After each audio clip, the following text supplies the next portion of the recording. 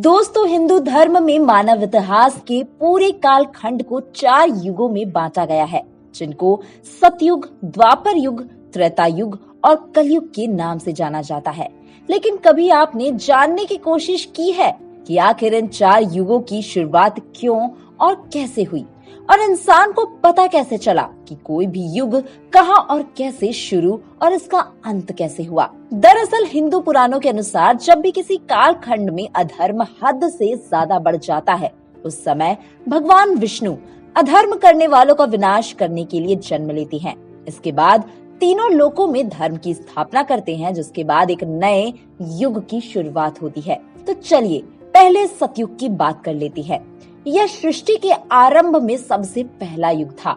सतयुग की उम्र 4800 दिव्य वर्ष यानी 17,28,000 वर्ष के करीब थी। आपको जानकर हैरानी होगी कि इस युग में मनुष्य की उम्र 1,00,000 वर्ष के करीब थी।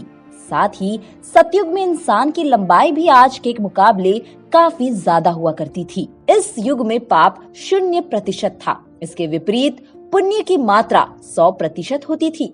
लेकिन फिर भी इस युग में भगवान विष्णु नरसिंह के रूप में अवतारित हुए थे।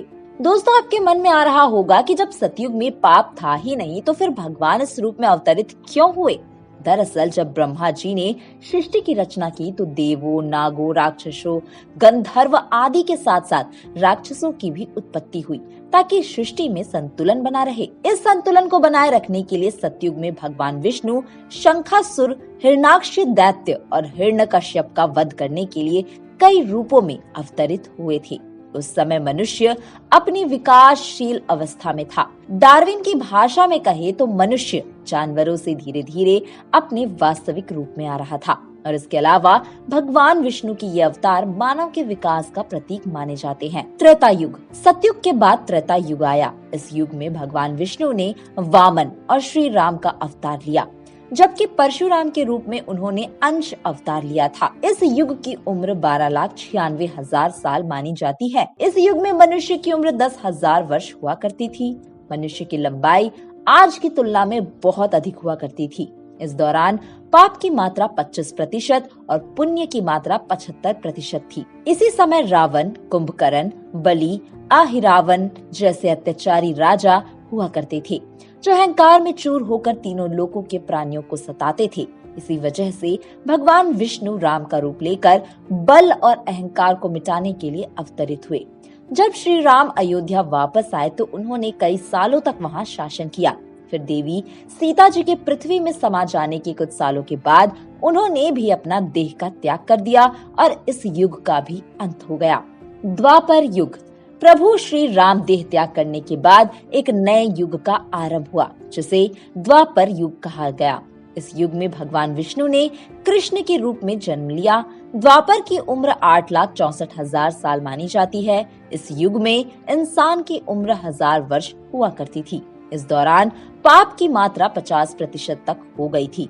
शायद इसलिए द्वापर युग को युद्धों का युग कहा जाता है। इस दौरान तेजी से धर्म की हानि होने लगी थी और अधर्म अपने पांव तेजी से पसारता जा रहा था।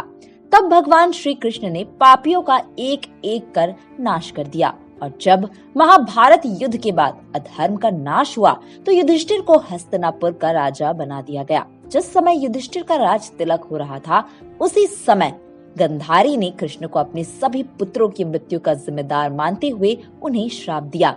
गांधारी ने श्री कृष्ण को श्राप देते हुए कहा कि जिस तरह तुमने मेरे कुल का नाश किया, उसी तरह तुम्हारे कुल का विनाश होगा। उसके बाद पांडवों ने 36 साल तक हस्तिनापुर पर राज किया।